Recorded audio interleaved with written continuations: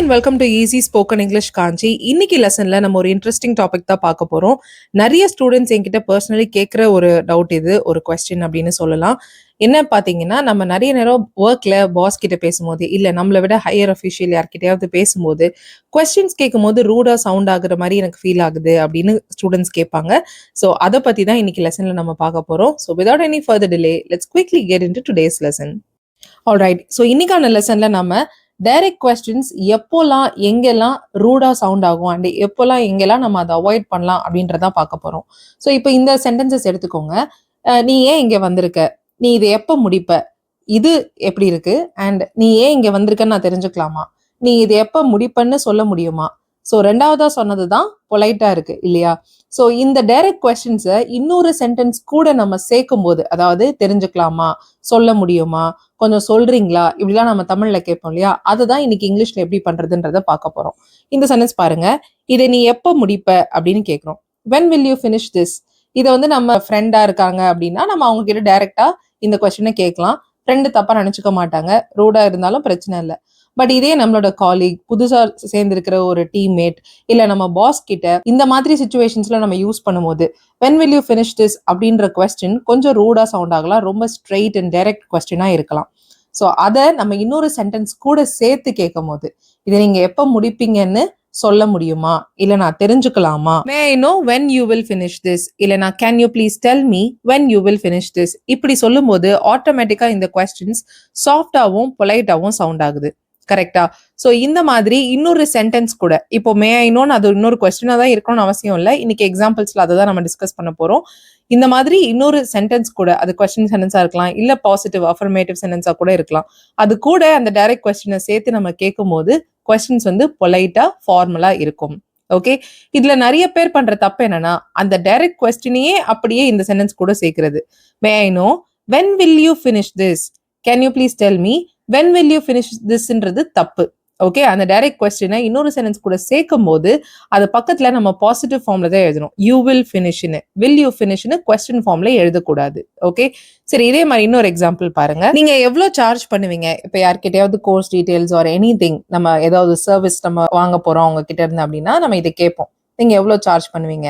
இதை டைரக்டா இப்படி கேட்கும் போது, ஹவு மச் டு யூ சார்ஜ்னு கேட்கும் போது கொஞ்சம் டைரக்ட் அண்ட் ரூடா இருக்கலாம். இதை நீங்க எவ்வளவு சார்ஜ் பண்ணுவீங்கன்னு கொஞ்சம் சொல்ல முடியுமா அப்படின்னு கேட்கும்போது தமிழ்ல நல்லா இருக்கு இல்லையா. இங்கிலீஷ்ல அதை எப்படி சொல்லணும், could you please tell me or can you please tell me. how much do you charge கிடையாதுங்க, you charge தான். Okay. so as I was just saying, direct questions தான் how much do you chargeன்னு வரும். அதை நம்ம இன்னொரு sentence கூட சேர்க்கும் போது பாசிட்டிவ் ஃபார்ம் you chargeன்னு தான் வரும். how muchன்ற கொஸ்டின் வேர்டை எழுதிட்டு பக்கத்துல பாசிட்டிவ் ஃபார்மேட்ல தான் எழுதணும், you charge. Okay. Alright. So இதே மாதிரியான சென்டென்சஸ் தான் இன்னைக்கு நம்ம டிஸ்கஸ் பண்ண போறோம். ஃபர்ஸ்ட் டைரக்ட் கொஸ்டின் எப்படி இருக்கு அண்ட் அது இன்னொரு சென்டென்ஸ் கூட சேர்க்கும் போது எப்படி இருக்குன்றத பார்க்கலாம். ஸோ இது எவ்வளோன்னு கேட்கறதுக்கு usually how much is this அப்படின்னு டைரக்டா தான் நம்ம கேட்போம். இது கரெக்ட் தான், இது எப்பவுமே ரூடா இருக்கும்னு சொல்ல முடியாது. பட் இதே நம்மளோட பாஸ் கிட்டயோ இல்ல நம்மளுடைய ஹையர் அஃபிஷியல் கிட்ட இல்ல ஒரு ரொம்ப ஃபார்மல் செட்டிங்ல இந்த கொஸ்டின் நம்ம கேட்கணும்னு நினைக்கும் போது, இது எவ்வளோன்னு நான் தெரிஞ்சுக்கலாமா, இது எவ்வளோன்னு கொஞ்சம் சொல்ல முடியுமா அப்படின்னு கேட்கறது தான் பொலைட்டா இருக்கும் இல்லையா. ஸோ அதுக்கு may I know how much this is or could you please tell me, இல்ல can you please tell me how much this is. That is very important இல்லையா. ஹவு மச் திஸ் இஸ் தான் கேட்கணும். Next one பாருங்க. Washroom எங்க இருக்கு அப்படின்னு நம்ம கேட்போம். Where is the washroom. இதை நம்ம கொஞ்சம் பொலைட்டா கேட்கறதுக்கு would you please tell me, would you please tell me where the washroom is, would you please tell me where the washroom is. automatically it becomes polite and soft, right. So இப்போ நீங்க உங்களோட சன்னோ டாட்டரோட ஸ்கூலுக்கு போறீங்க, அங்க ஒரு teacher இருக்காங்க. So where is the washroom ma'am இப்படின்னு கேட்கறத விட ma'am would you please tell me where the washroom is, can you please tell me where the washroom is ன்னு கேட்கறது டெஃபினெட்லி பொலைட்டாவும் ரொம்ப அழகாவும் சவுண்ட் ஆகும். ஆல்ரைட். சரி, நெக்ஸ்ட் லாஸ்ட் சென்டென்ஸ் பாருங்க.